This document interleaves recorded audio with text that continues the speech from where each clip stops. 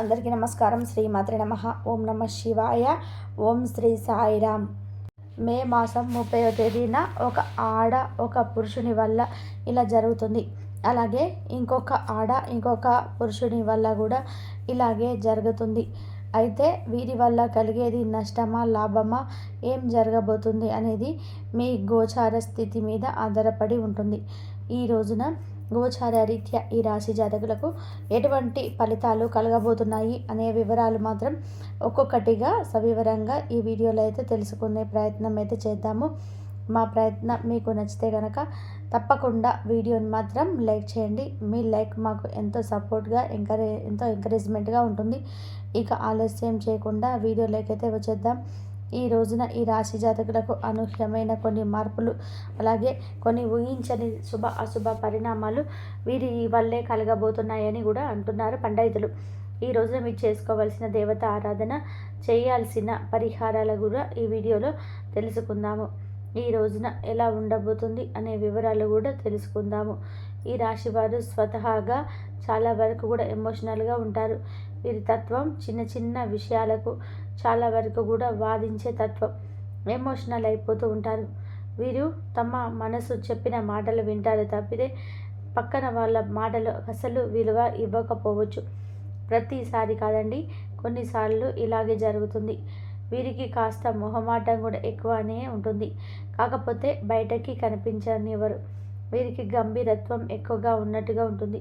దీనికి కారణంగా కొన్నిసార్లు ఇబ్బందుల్లో చిక్కుకుంటారు. కష్టపడి పనిచేసే స్వభావం కూడా ఎక్కువగా ఉంటుంది. క్రమశిక్షణతో నమ్మకంతో ఉంటారు. చాలా మృదువుగా మాట్లాడతారు.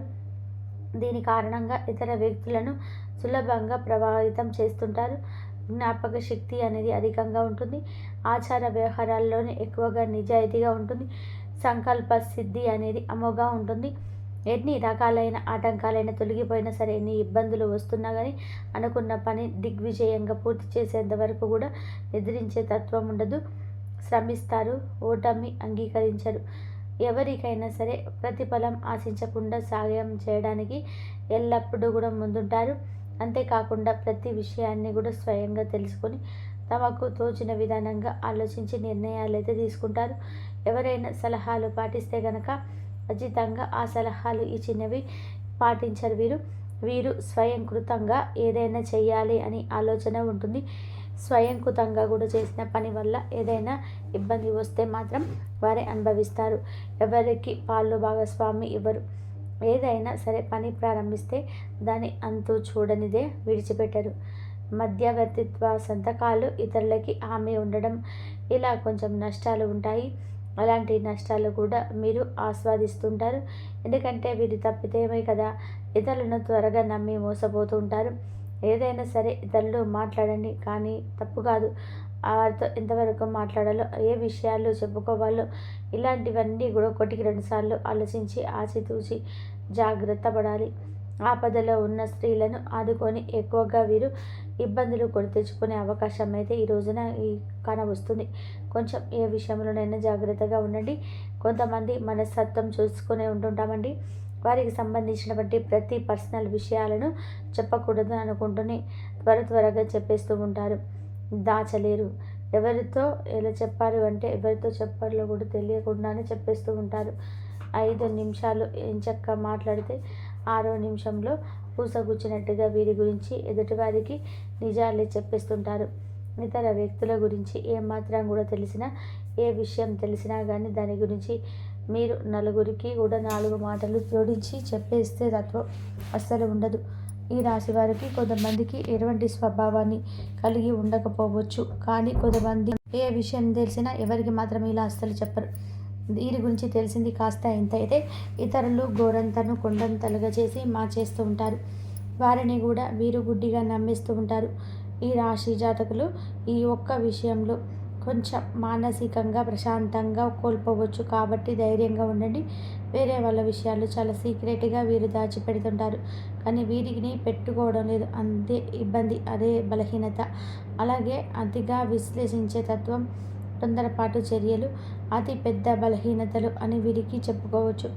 ఈ విషయంలో కొంచెం అప్రమత్తమే ధ్యేయము. ముందు వెనక ఆలోచించకుండా అనుకున్నది నిజమని చెప్పి నమ్మే మనస్తత్వం ఎక్కువగా ఉంటుంది. ఇటువంటి తీవ్రమైన ఒత్తిడి, అసంతకి గురి అయ్యే ఉంటారు. ఈ రాశి జీవితం చూస్తే ఈ రోజున మాత్రం వ్యాపార రంగంలో అద్భుతంగా కలిసి రాబోతుంది. ఇక మంచి లాభాలు కూడా తెచ్చిపెట్టే సూచనలు అయితే కోకొల్లలుగా కనిపిస్తున్నాయి.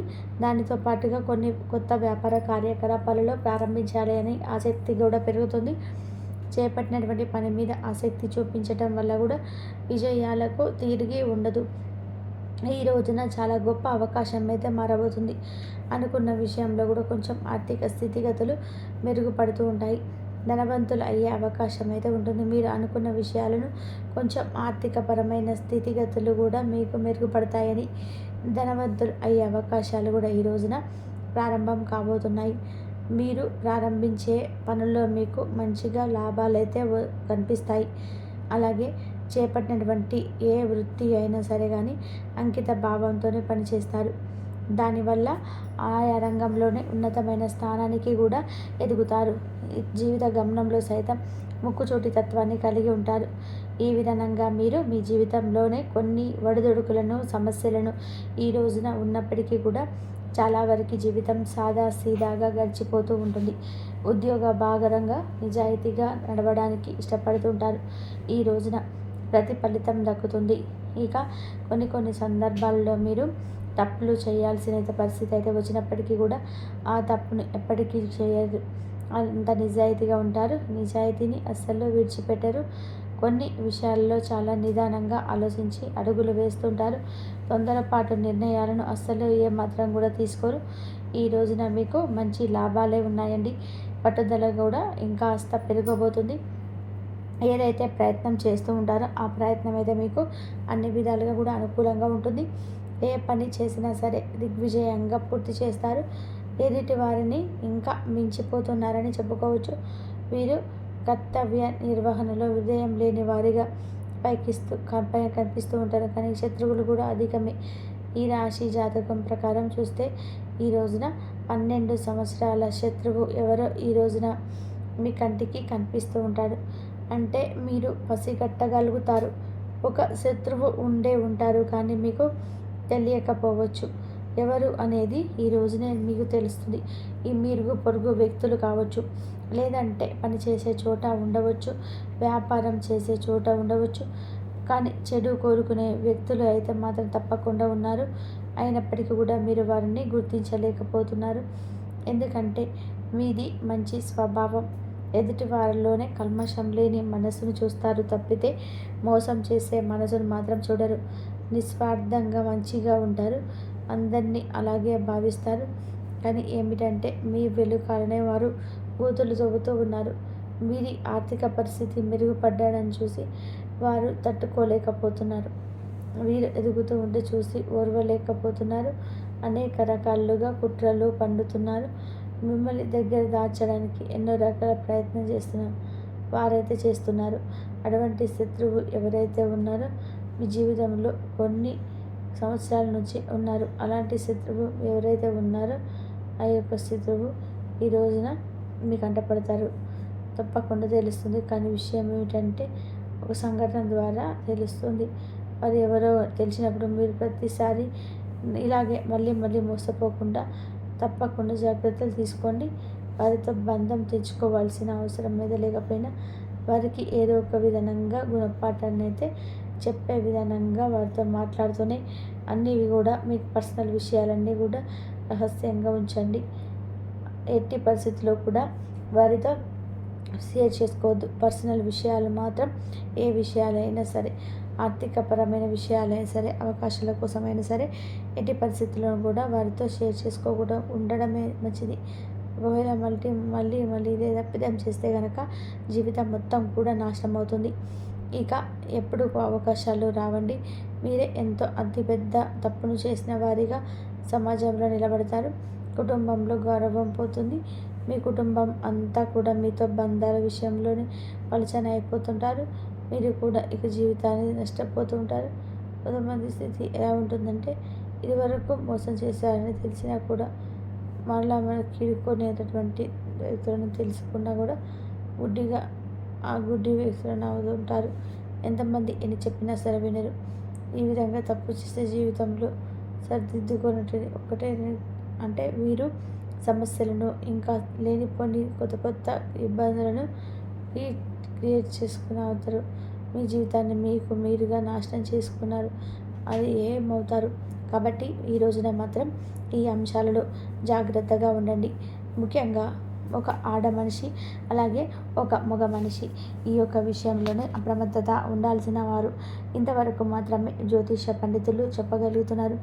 కానీ ఎవరు అనేది మీ మనోగతానికి తెలుస్తుంది.